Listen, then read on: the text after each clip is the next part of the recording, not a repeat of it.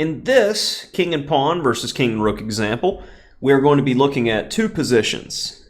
And you basically just need to know the theme in order to know whether it's a win or whether it's a draw.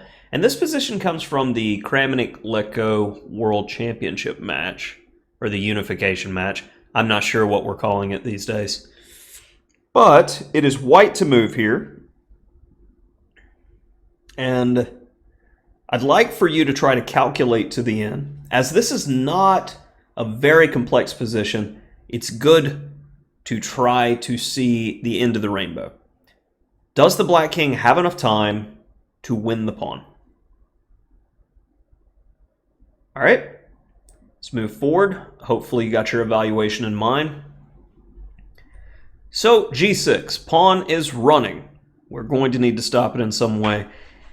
Seems like white needs 1-2 with 1-2-3, and you need hard to go through a king. So just from a logical standpoint, nah, looks like a draw. So we try to follow him, but I check. Would you please step away from the pawn? No, you're going to stay with it. Looks like you know what you're doing. Your king's on an optimal square. I believe in the game, rook takes was played, and nothing much to play for there with the draw. If he was to check, this is from a technical standpoint, I would not step in front of the pawn because that allows my opponent's king to get one step closer as I'm pushing.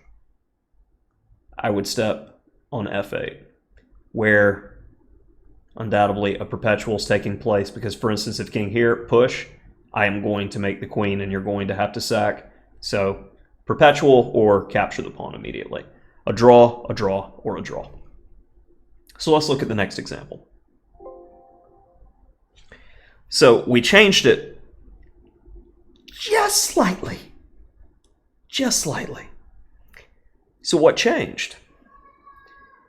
Well, this is one of those exception positions because the king is separated from the pawn, and that is the key idea that you need to have burned in your mind. When you see that the first example is a draw, the exception is when the king is separated. So rook b4.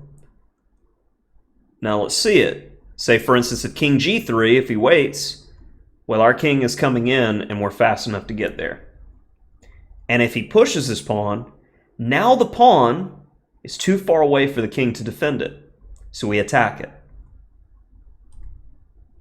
And as the pawn is lost, so with it the game. And if you take a look in the Pawn Beats Chess playlist, we've got, I believe, starting out playlist or beginner playlist. I forget the way it's labeled. If you need work on overkill checkmates, king and queen, king and rook, take a look in there for those.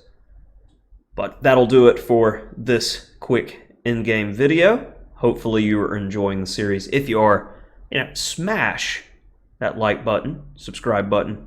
It's the little patterns in in-games that we're trying to go over and paying homage to the absolute excellent Silman's Complete In-Game course. Thanks.